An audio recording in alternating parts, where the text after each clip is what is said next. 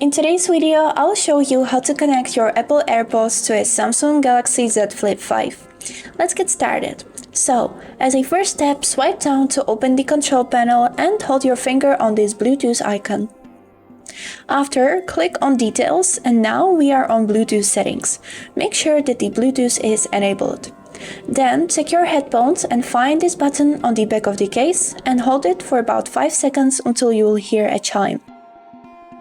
Now, we need to look for our headphones on the list of available devices. But if you are not able to see it, simply click on this scan button.